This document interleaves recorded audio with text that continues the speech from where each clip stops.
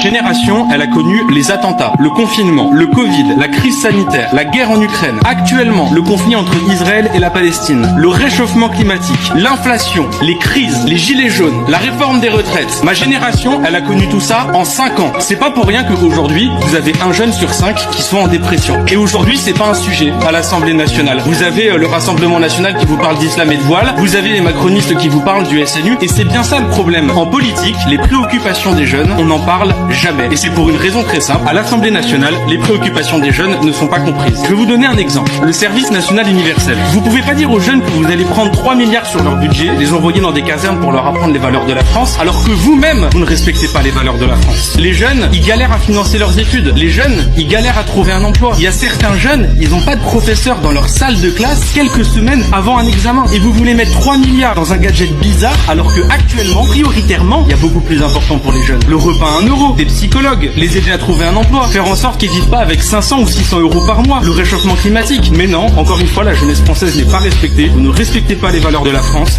Vous mettez tout cet argent dans un SNU qui nous coûte cher et vous ne comprenez pas que ce soit ressenti comme une injustice par la jeunesse.